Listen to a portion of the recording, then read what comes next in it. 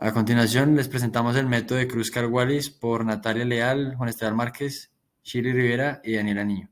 A continuación, en la presentación tenemos la definición y la hipótesis, luego el estadístico de prueba que define el método, el valor crítico que se emplea, la información que el método nos suministra, los supuestos que tiene el método, además de las limitaciones y por último un ejercicio.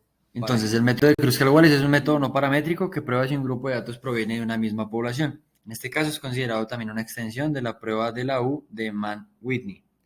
Como hipótesis, tenemos que la primera es que todas las muestras provienen de la misma población, sería nuestra hipótesis inicial.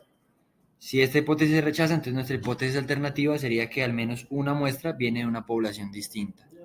Entonces, bueno, el estadístico de prueba se define matemáticamente con la ecuación que nos presenta la diapositiva, en la que, bueno, pues para entender un poco más los elementos de la ecuación, tenemos que n sub i vendría siendo el número de observaciones en el grupo i, r sub ij sería el rango entre todas las observaciones de la observación de j en el grupo i, la letra n mayúscula sería el número total de observaciones entre todos los grupos, y la letra r sub i sería entonces la sumatoria hasta n sub i cuando j es igual a 1 por el rango anteriormente mencionado, y R sería entonces n más 1 sobre 2, que es el promedio del rango. El valor crítico que nos proporciona el estadístico es el valor de P, que en este caso si el valor es menor a 0, significaría entonces que el nivel, o igual que el nivel de significancia, significaría que se rechaza la Es hipótesis nula. importante también saber qué tipo de información nos brinda este test, es decir, con qué fin se analiza de esta forma los datos. Si es significativo el test de Kruskal-Wallis, implica que al menos dos grupos de entre los comparados son significativamente diferentes, pero no indica cuáles. Para saberlo es necesario compararlo todos entre ellos mismos. Esto implica realizar una corrección del nivel de significancia para evitar incrementar el error de tipo 1. Para que la prueba pueda arrojar un resultado válido, es necesario que cumpla con unos supuestos, en especial tres, muy importantes. El primer supuesto nos dice que es necesario que la variable dependiente sea medida, ya sea a nivel ordinal o continuo.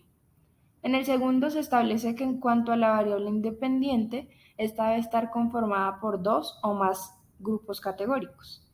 Finalmente, un tercer supuesto en el que se establece que es necesario que exista una independencia en las observaciones. Como en toda prueba, se pueden presentar algunas limitaciones. En este caso, solo se recomienda el uso del test de Kruskal-Wallis cuando las poblaciones a comparar sean claramente asimétricas, es decir, se cumpla que todas vayan en la misma dirección y que la varianza sea homogénea. Si la varianza no es homogénea, el test no brindará mucha información. Por otra parte, se recomienda que las muestras a analizar sean pequeñas, pues si son muy grandes podría igualmente ser ineficiente el análisis. Ejemplo, un investigador quiere saber si tres medicamentos tienen o no efectos diferentes sobre el dolor de rodilla, por lo que recluta a 30 personas que experimentan un dolor de rodilla similar y los divide al azar en tres grupos para recibir el medicamento 1, el medicamento 2 o el medicamento 3. Después de un mes de tomar el medicamento, el investigador le pide a cada individuo que califique su dolor de rodilla en una escala del 1 a 100, donde 100 indica el dolor más severo. Las calificaciones de las 30 personas se muestran a continuación.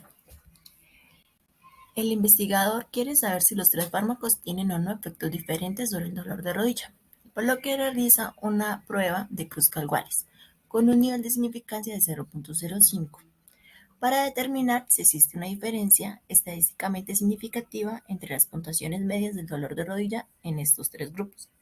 Las hipótesis son las siguientes. Hipótesis nula. Las calificaciones medias de dolor de rodilla en los tres grupos son iguales. Hipótesis alternativa. Al menos una de las puntuaciones medias de dolor de rodilla es diferente a las demás.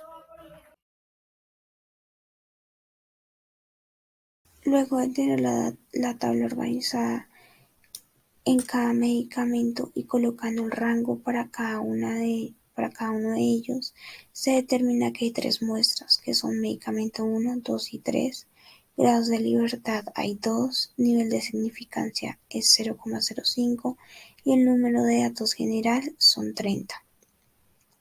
Se emplea la ecuación de Kruskal-Wallis haciendo separación de cada uno de sus parámetros.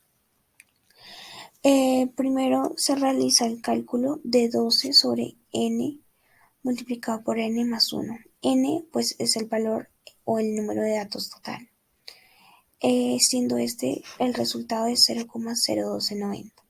Luego se realiza la sumatoria de RI sobre NI. RI es el rango o el ranking que hay por cada medicamento. Este se calcula realizando la sumatoria del ranking del medicamento 1, 2 y 3. Luego de obtener este resultado se eleva al cuadrado.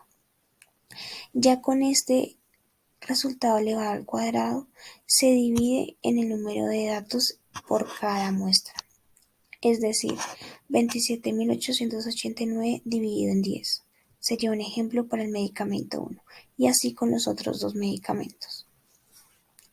Luego, para finalizar, se determina el parámetro donde se encuentra -3 por n, número de datos, más 1, dando un resultado de 93.